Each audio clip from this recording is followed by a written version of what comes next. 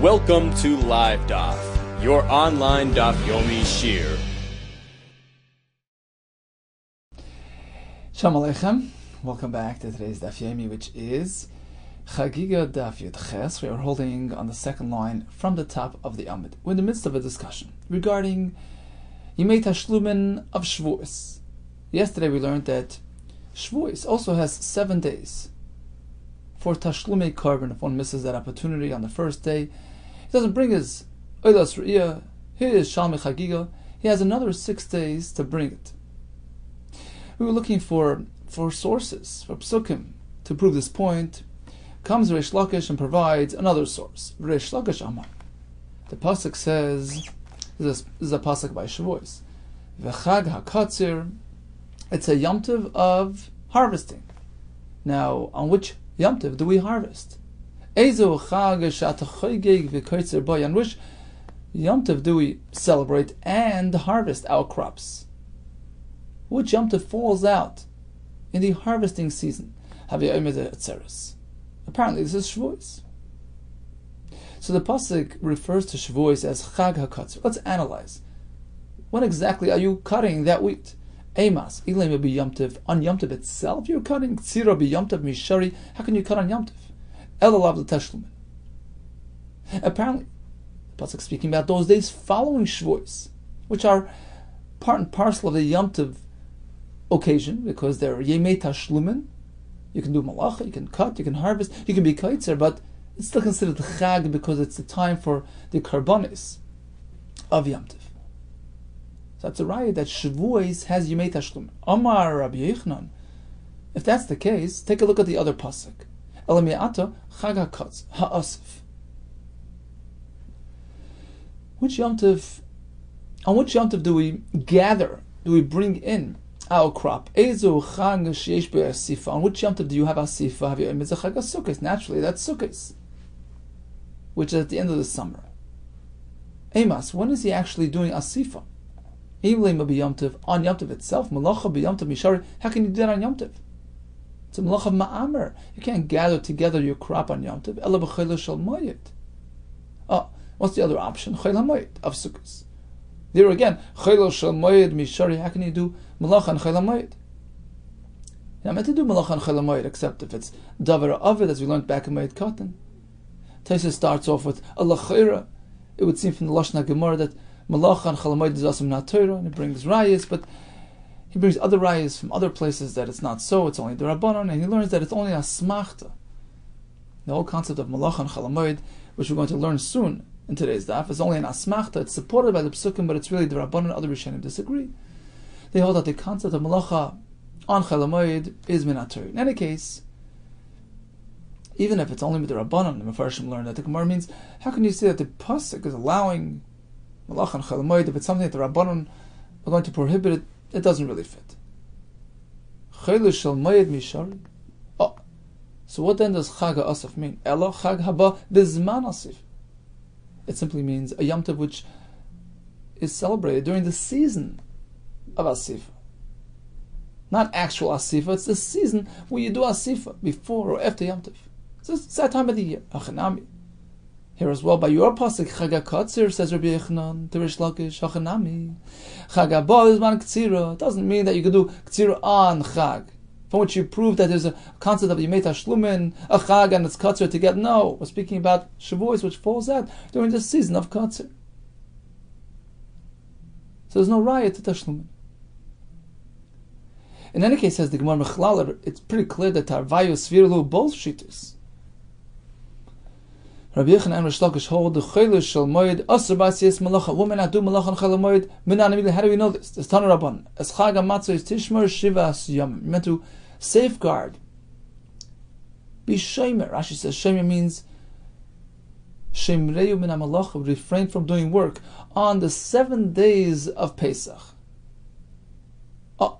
Including chayla moed. Limed al Chayla shel moed she'asur b'asiyas malacha divrei Rabbi Yeshua. We learn from here that even chayla hamoed is asur b'malacha. Rabbi Yehuda and Aimer ein tzarich. We don't need a pasuk for this. Kal v'chomer. We can learn it from a kal v'chomer. Uma rishon u'shvi. Since the first and 7th days of Pesach, which are the Yom Tov days, she'en kedusha lifnein ulachrein, despite the fact that there's no days of kedusha immediately preceding those days, immediately following those days. They're not sandwiched between 2 days of kedusha. They're independent days of kedusha. Still, asur b'asiyas malacha. We may not do malacha during those days, 1st and 7th of Pesach. Certainly, Chaylu Shel Moed, the middle of Pesach, which is sandwiched between 2 Yom Tovim, Sheish Kedusha Lefneihem Ulachrein, which have Kedusha before and after. Isn't it clear? Isn't it obvious? Asur b'asiyas malacha, there should be Isser malacha. So learn it from a Kal V'chomer, there's no need to have a special pasuk. Says the Gemara. We can challenge this Kal V'chomer. Sheishis yimei bereishis yechichu. Your 6 days of creation, your 6 days of the week, your ordinary weekdays, which are sandwiched between the Shabbos before and the Shabbos after. That disproves your point. Why? Sheish kedusha lefnei ulachrein. They have kedusha before and after. Umatar masiyas malacha. We all do work during the weekdays. No, it's not a raya. Mala sheishis mei bereshis. It's different. She'eban karban musaf. There's no musaf brought during a regular, ordinary weekday, as opposed to Chol HaMoed. Taimar b'Chol Shel Moed sheyesh by karban musaf. On Chol HaMoed we have a carbon. Perhaps that should generate Isser Malacha. No, that's not a raya. Rosh Chodesh Shechech. We can disprove that from Rosh Chodesh. Every Rosh Chodesh has a karban musaf, and still you do malacha. Sheyesh by karban musaf umuta b'asiyas malacha. So apparently, Isser Malacha is not related with musaf. No, but Rosh Chodesh is not a raya. Mal Rosh Chodesh she'en kari mikra kodesh. Rosh Chodesh is not referred to in the Torah as mikra kodesh. So of course there's no Isser Malacha. Taima b'Chol Shel Moed, as opposed to Chol HaMoed shekari mikra kodesh, which the Torah refers to as mikra kodesh. Eila mayad Hashem mikra kodesh. And therefore, Hoil v'Kari mikra kodesh, since we relate to it as mikra kodesh, dinu. It's logical that it should be asur, she'e asur b'asiyas malacha. And this is the conclusion. So without a pasuk, just a plain Kal V'chomer proves your point. Chol HaMoed has Isser Malacha. Tani Yidach. Here comes another raya from another bris. The pasuk says, "Kol malechas avodah lo yisasu," and continues, "Shivas yomim takru." So we learn from here that the Isser Malacha applies to all 7 days. Limed al chaylo shel moed asur b'asiyas malacha. Divid Rabbi Yaglili. Rabbi Kiva, we don't need that pasuk. We have a more clear pasuk. Says Rashi, Mashmakat Sheyu B'asiyas Malacha. That's Kedusha. What is Kedusha? Separation from mundane. Isser Malacha. Delving into the spiritual realms. And disassociating from Malacha. Now, what's this pasuk referring to? B'ma kosav medaber. In Barishan, first day of Pesach. Harikvar Nemar. It already says at the first day is Shabbosan. In Bishvi, is it on the 7th? Harikvar Nemar Shabbosan. Pasuk says first and last day of Pesach and Sukkot is Shabbosan. It's certainly Yom Tov. Some actually change it to Im Bashmini. Harikvar Nemar Shabbosan, because this pasuk quoted here is on Sukkot. By Marishan Shabbosan, by Mashmini Shabbosan. In any case, those 2 Yom Tovim are already addressed in the pasuk. So what's the pasuk referring to? Apparently, the pasuk was referring to Eloch b'Chol Shel Moed Lamedcha, to inform you she'asur b'asiyas malacha the Isser Malacha on Chol HaMoed. Tani Yidach. We have yet another bris with another makar for the same halach. Sheishes yamim toichel matzos u'bayom hashvi yatzeres Hashem. 6 days you have matzos on Pesach, and the 7th day is Atzeres, a day reserved for Hashem. You refrain from malach. The fact that the pasuk stated number 7 together with the 6 days tells you that there is some correlation. Ma shvi asur atzur, just like number 7 is a day to refrain from malacha. Right? The pasuk concludes, Atzeres Hashem l'kach lo yisasa malacha. Av sheishes yamim atzur. Same thing applies to all 6 days. All 6 days. The entire Pesach is asur b'malacha. Really? All the way? Ima shvi asur atzur m'cha. If that's the case, then perhaps just as day 7 is completely asur b'malacha, I've sheishes yamim atzurin m'cha. Perhaps the other days of Yom Tov as well are asur and all malacha, meaning even in Chol HaMoed you can't even turn on a light. Tamad loymar ubayim hashvi atzeres. In fact, the Torah highlights and separates day 7? In what ways 7 different than all the other days? We learned that Hashvi or Hashmini, Atzur b'chol malacha, day 7 by Pesach and day 8 by Sukkot is a day to refrain from all malacha. Ve'ein shisha yamim atzur b'chol malacha, but all the other days Chol Hamoed is not so limited, not so restricted. It's somewhere in the middle. Apparently the Torah gave it over to the Chachamim to set the criteria, to set the guidelines. To tell you, which is the day which is really Asr, which is truly Yom Tov, a day for all Isser Malach. On which day is there a Heter Malach? Which day is Chol Hamoed? Ezay Malach Asur on Chol Hamoed itself. Which one is Asur? Ezay Malach Muteres, which Malach is Muter? So typically you don't do Malach on Chol Hamoed unless there's an absolute need. For instance, Davar Aved. You're facing a loss. In which case the Mepharshim learn based on the Gemara in Moed Katan the reason. You see, the reason why you don't do Malach on Chol Hamoed is so that it avails you to the Simchas Yom Tov, enables you to be free and enjoy Yom Tov. Now, a person's facing disaster, financial disaster, he's anything but going to be involved in Simchas Yom Tov. Say the Rishonim, that's the reason why Chacham said, look, when it comes to Davar Aved, that's not what the Torah had in mind, because addressing your Davar Aved, rectifying that pending disaster, right, that Davar Aved that you're about to face, avoiding that loss will actually enhance your Simchas Yom Tov and generate more involvement in the regal, and therefore it certainly makes sense that it's Mutar Chol Hamoed.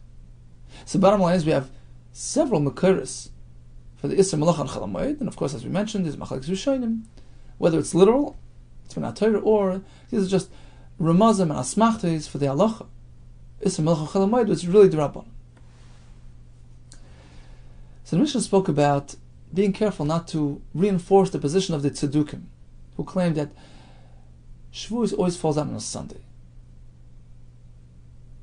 So when we have a Yom Tov of Shavuos on Shabbos, in which case you cannot bring the Karbanos, Re'iyah and CHAGGIGA on Shabbos, you have to bring it on Sunday, you have to be careful to tone things down, to keep things subdued. Don't walk around with Yom Tov clothing. You can do the Hesped, you can do the Tanis, don't make it appear like a Yom Tov. This was in order to negate the Shita of the Tzedukim. Umatar and Besped v'Tanis, Shaloi Lekayim, et Zivra Imre Matzeres Achar Shabbos.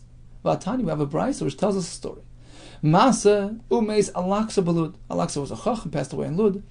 V'nichnasu kol Yisrael l'sayfte. Everybody came in to do hesped. V'lo yinichem Rabbi Tarfon. Rabbi Tarfon didn't allow it. Mipnei she Yom Tov shlat zeres haya. Because it was Yom Tov of Shavuos. That's the brayso. Asks the Gemara, Yom Tov sakadaitech. Literally Yom Tov. Ibi Yom Tov mika'asu. Who's coming to do hesped on Yom Tov? They should know better than that. Rather, we mean like this. It was the day of the Karbanos. The day that you make up the missing Karbanos after Yom Tov. He didn't let them do a hesped on that day. The Mishnah says you do hesped on the Yom Tov to undo the tzdukim. You want to show that it's not a Yom Tov. Like Kash, the answer is, depends what day of the week it is. Kam be Yom Tov shechalias achar Shabbos. That story occurred with Yom Tov during the week, Monday on a Tuesday, and the Yom Tov was the next day on a Wednesday, Thursday. So it has nothing to do with Sunday. So why shouldn't you celebrate it as a Yom Tov? There's no Tzedukim issue. Kan be Yom Tov shechalias b'Shabbos. Our Mishnah is speaking about Yom Tov falls out on Shabbos, in which case Yom Tov is the next day, Sunday. Now you have a concern with that Tzedukim. Don't reinforce their position. Treat it like a regular, ordinary weekday. Now you'll ask a kasha, an obvious kasha. What do you have Yom Tov if Shavuos falls out on Tuesday? And according to Beis Hillel, one may bring all his karbanos on Shavuos, Oilas Riyah, Sham CHAGGIGA, if it's not a Shabbos. So why would you have Yom Tov on the next day? So the Rishonim asks this kasha, and Tosfos says, even according to Beis Hillel, it wasn't so practical for all Yisrael to bring the karbanos on one day, and inevitably there was a spillover into the next day, and that was the Yom Tov. So let's say Shavuos is on a Tuesday, he didn't get around to all the karbanos on that day, so they brought on Wednesday as well.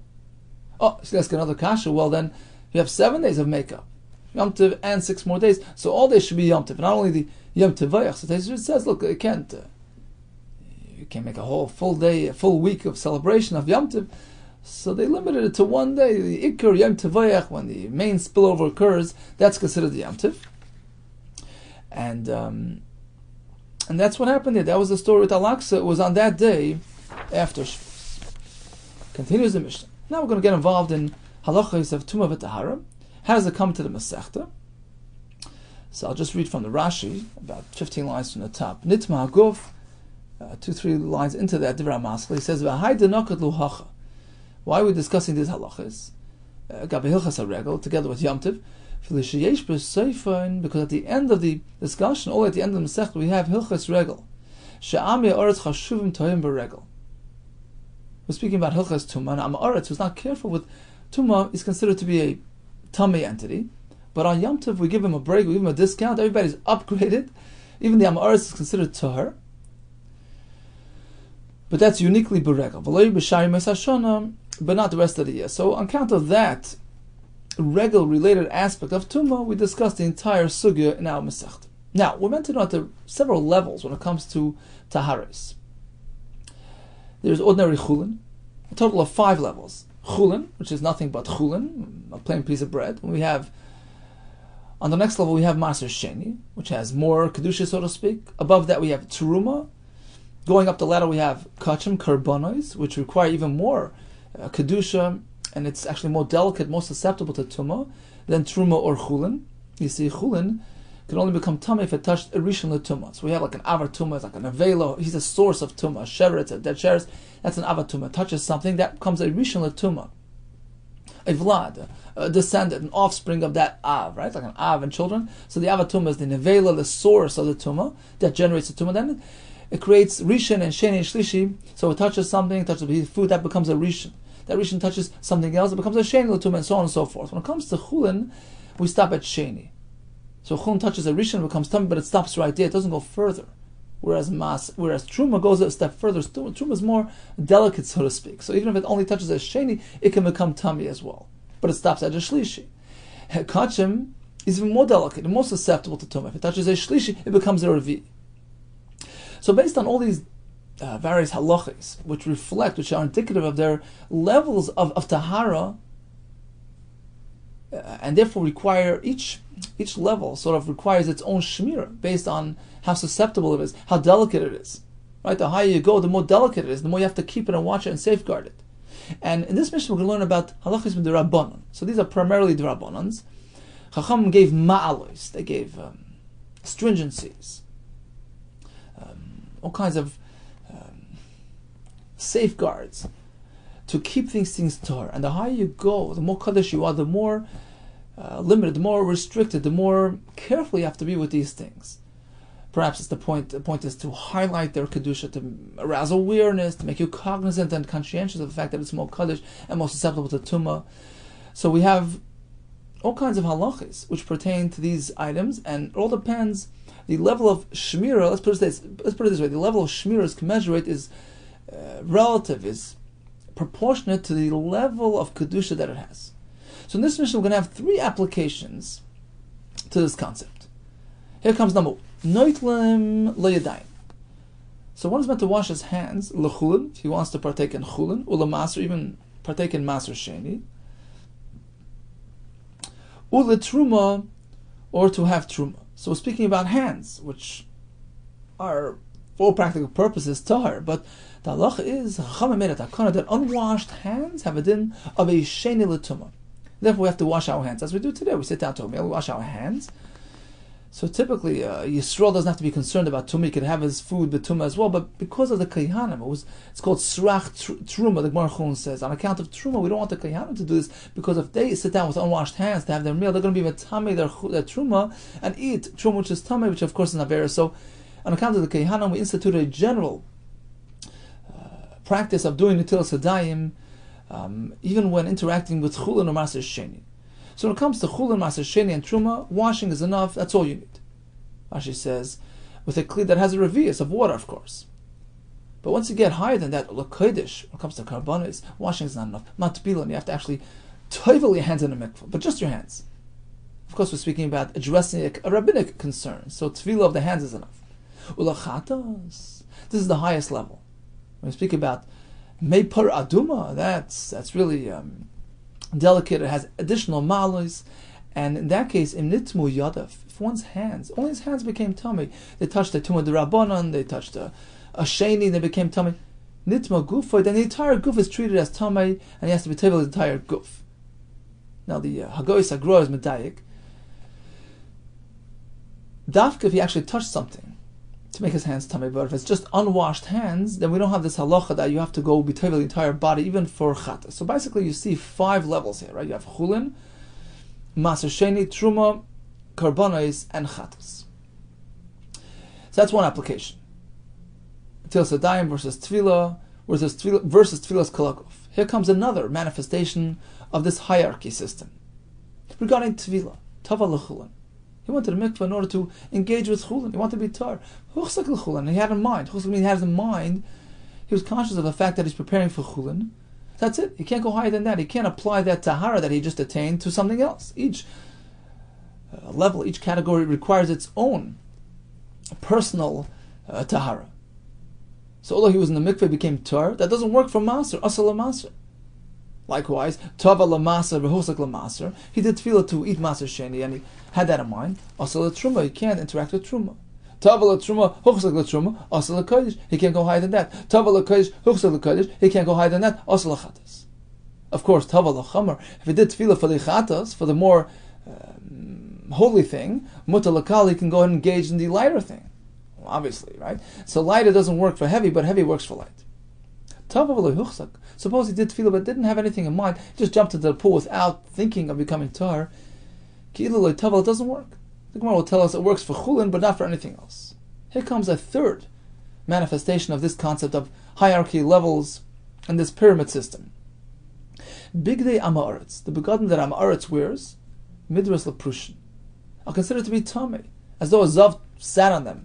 With respect to a parush is a fellow who's careful to keep away from even chulin, which is tamei. So nothing to do with kahuna and karbanis. A regular ordinary Jew, he keeps away from tuma. He has to treat the begadim of Amaretz as though they're completely tamei, because who knows? Who knows what he did with them? Here comes a chiddush. Bigdei prushin, the begadim of this fellow who's extra careful with his things.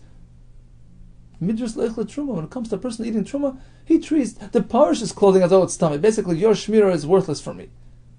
Each level requires its own separate kavana, follows its own separate guidelines, and therefore the shmir of the lower level is considered tamei relative to the higher level. As we go up the ladder, we'll see big de oile truma, the same thing there, midras lekodesh. Big de kodesh, the begadim that were shamar for kodesh, is a midras lechatas. When it comes to chatas, they're considered to be completely tamei. You know what? This applies to even the biggest tzaddikim. He was a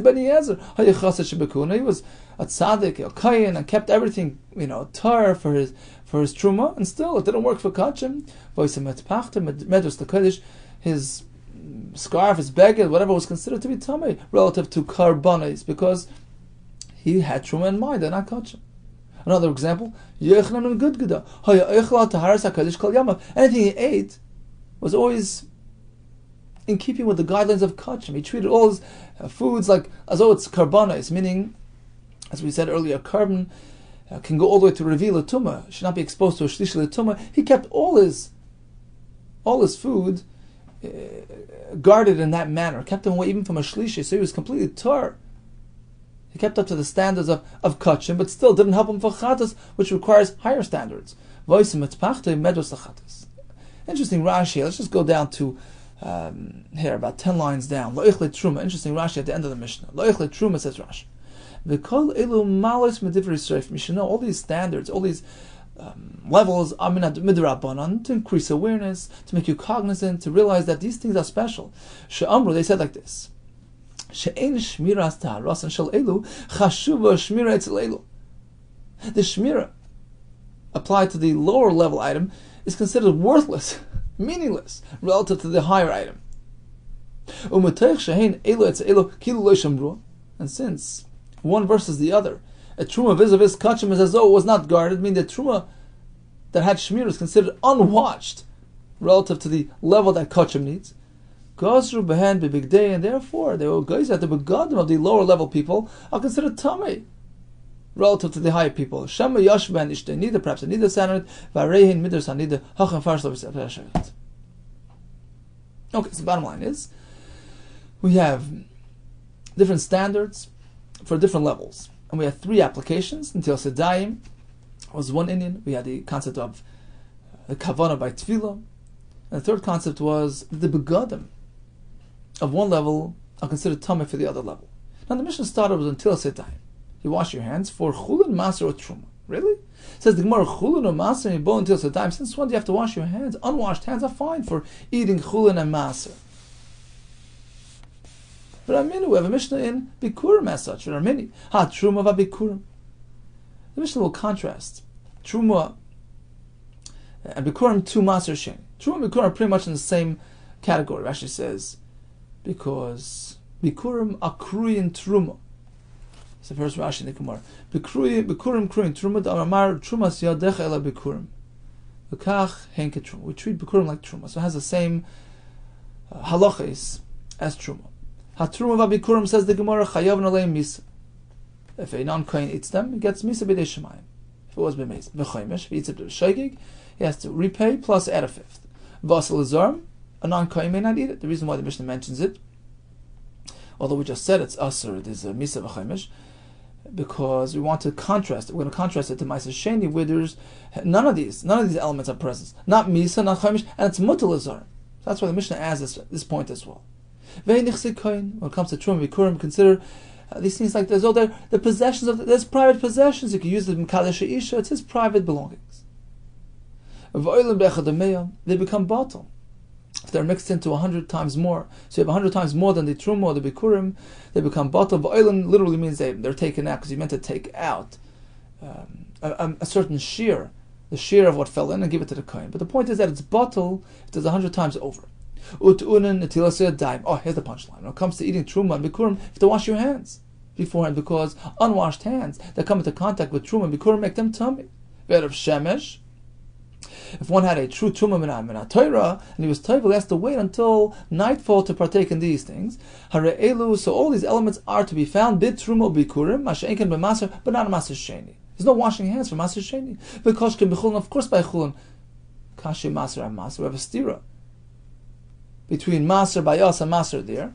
Kash Chulin Chulin regarding Chulin as well. Bayas we learned Chulin needs until Sedayim, and over there we say we don't. Bishleim Maser Maser Kasha. No, we can answer the Kasha regarding Maser. Depends who's speaking. Ha Rabbi Meir, Ha Rabban.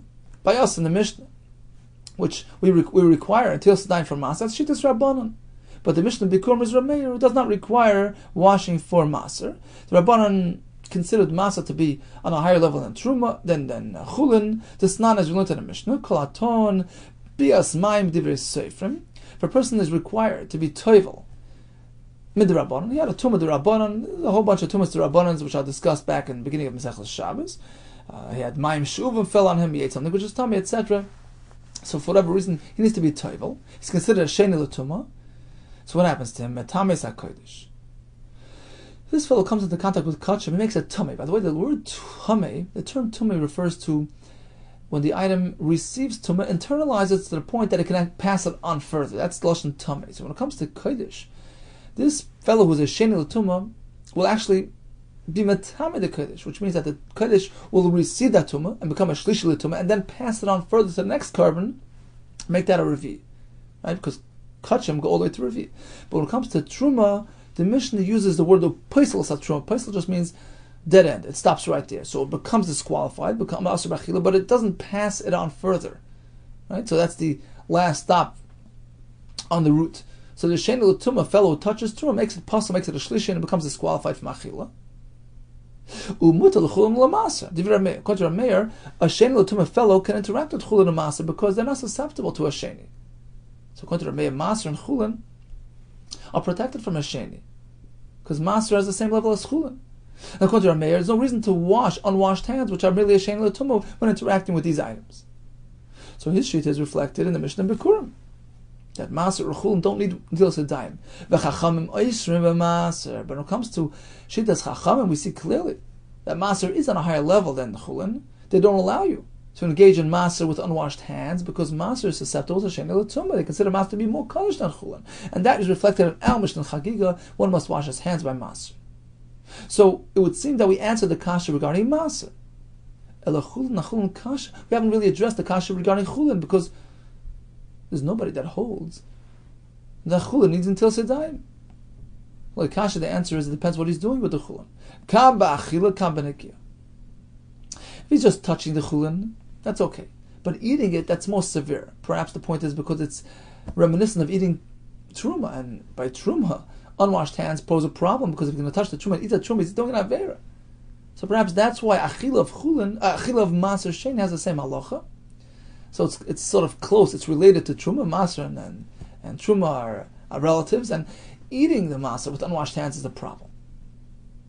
And that is reflected in our Mishnah here. Sorry, let me backtrack.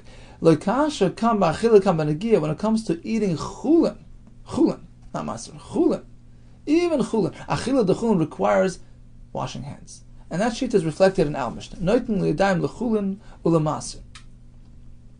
Why? As we explained, because when you eat something, that poses a concern, because by truma, if he eats truma that he touched with unwashed hands, that truma becomes tummy, he did not avera. So when it comes to achila of chulin or maser, he has to wash his hands. Right? And as we explained, when it comes to maser, even just touching the maser, it would seem, even just touching the maser would be a concern, because the chachamim consider it to be more helig, more kaddish than chulin, and it's affected by sheni l'tumah. So bottom line is, we seem to have answered both kashas. Just backtrack a second. We had a kasha, and now Mishnah we learned that netilas hadayim is required for chulin and maser, whereas the Mishnah bikurim indicates otherwise. Now Mishnah shittas chachamim, who hold that maser is a higher level than chulin, and therefore requires netilas hadayim. And even by chulin, if you're eating the chulin, it's reminiscent of eating truma, and requires netilas hadayim. Mas keflo Rav Simir Bachiyam. How could you say that? You know, when the Chacham require netilas hadayim, that's only ela b'achila the maser. He's actually eating maser, right? So maser is close in nature to truma, and eating the maser might lead him to eat truma, perhaps, and that's a concern, because it's going to be truma tmei if it was touched with unwashed hands. So by achila the maser, that's one case they're machmer. I'm just touching maser. When it comes to chulin, even eating chulin, we don't find, there's no machler. We don't find anywhere that Rabbanan require netilas hadayim, because if you pay close attention to the Lashon Chachamim, about 5-6 lines back, Chachamim oisrim b'maser, says Rashi. Oisrim means they don't allow you to eat maser. That's the Lashon oisrim b'maser. Achila the maser requires netilah, but that's it. So back to square one. We have a kash. Why does our Mishnah indicate that you need to do netilas hadayim by chulin and maser? Let's go back to basics. Forget about machlokes, Rameir, Rabban. You know what? Our Mishnah is Rameir. Mishnah Bikurim is Rameir. And we'll reconcile it even according to Rameir. For the kasha, the answer is like this. Kam b'achila de nahama, kam b'achila de peri. When a person sits down to a meal, achila de nahama, he has bread. That's a staple. It's a staple food. That's the ikar sud. The Chacham said, you know what? When you have that, netilas hadayim is required, regardless whether it's chulin, maser, or truma, because again, that might lead to achilas truma b'tumah. So they applied the halachah netilas hadayim to all staple food, to bread, which is a staple food, irrelevant of whether it's truma, maser, or chulin. As we do today, we wash our hands when we sit down to a meal of chulin. And that's what our Mishnah is referring to. Noitlin, le'yadayim, le'chulin, le'maser, when he sits down to have a meal. Kan b'achila de peri, Mishnah bikurim. That there's no netilas hadayim, b'chulin and maser, but when he sits down to have some fruit, it's not a staple food. Chacham would not masakin and netilah by that. Damar Rav Nachman, kol hanoitel yado leperis. A person insists on washing his hands when he partakes in fruit. It's just boastful and haughty. He's trying to create his own religion and go above beyond what's required. So bottom line is, we answer the kasha. When it comes to truma, all agree you have to wash your hands, because stam yadayim are sheni l'tumah, which can affect the truma, which is susceptible to a sheni. When it comes to chulin and maser, at least according to Rameh, there's no didn't tell hadayim unless you're sitting down to a meal. And that's reminiscent to achilas truma. A meal is something which happens every day. Chacham masakin do netilas hadayim as we do today. Netilas hadayim before bread. Okay, so brief Chazor of today's daf. We discussed the concept of Tashlumin by Shavuos. We discussed the Mekuros of Isra Malacha B'Chol Shel Moed. And the Gemara tells us that Hashem gave it over to the Chachamim, let them determine the guidelines. Which Malacha is Asr, which Malacha is Mutter, such as Davar Ha'avid. And we learned about the various levels and their standards. We have 5 levels in all: Chulin, Maser Sheni, Truma, Kachim, and Chatas. We have 3 applications of this concept. We have the concept of Netilas Yadayim by some versus Tefillah by others. The next concept was that the Kavanah of Tefillah pertains to that specific thing. You can't do for one and use that Tefillah for something else. And the begadim of one fellow are incompatible with the other fellow because he has to live higher standards. I'm concluded that halacha of Netilas Yadayim before partaking in a meal. Hatzlacha Rabbi, to you and all the best.